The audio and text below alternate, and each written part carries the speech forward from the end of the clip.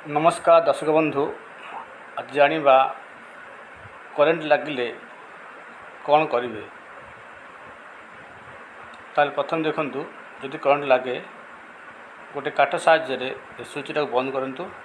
तापर कपड़ा द्वारा से प्लग वायर बाहर करंतु। बाहर करला पर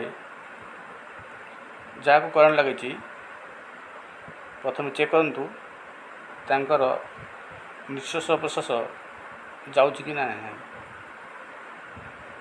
देखंतु यदि निश्वास जाउछि किंतु बेस अछि ताहाले एक रिकवरी पोजिशन रखिबे। केमिति रिकवरी पोजिशन रखिबे ता देखंतु। प्रथम जो सामने हाथ अच्छी ताकू सीधा रखिए। तापर गोड़ को बेंड करेंगे 90 डिग्री। तापर गोटे पखा शोबे। जो डेब्री हाथ पापुली अच्छी ताकू खाइला हाथर गालर पाखे रखिए। ये हूँ रिकवरी पोजिशन। या द्वारा बोध हुए पिला होश आसीपे।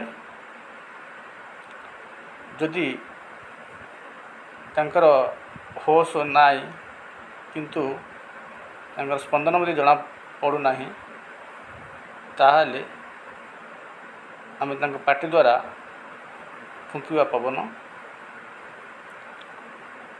तापर आम छाती को प्रेस करवा। देखंतु छाती को किंतु प्रेस करा जाउछि। दुई पापुली को जोड़िबे। तापरे धीरे धीरे छाती तल को प्रेस करिवे।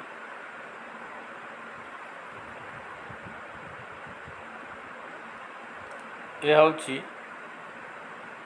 प्राथमिक चिकित्सा। जदि कौन सी जन को इलेक्ट्रिक शॉक लगे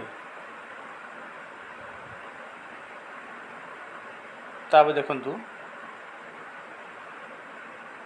तांको गोड़ को किछि कौन सी वस्तु साहाय्य ऊपर को उठा को चेष्टा करंतु। से ऊपर को उठे रखंतु। तांकर मुंड जमिति तल रहिबे। यह द्वारा तांकर रक्त संचालन मस्तिष्क को जाई पारे और तांके होश आसी पारती।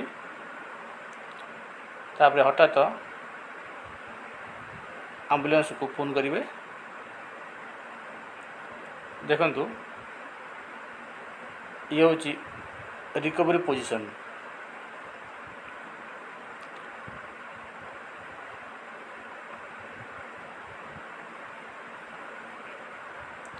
तांको कौन सी तरल पदार्थ पीवा को देवे नहीं।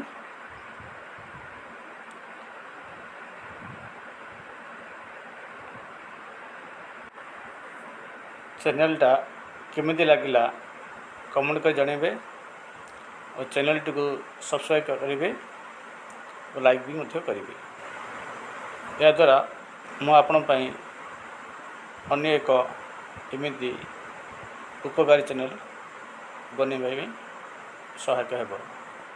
धन्यवाद।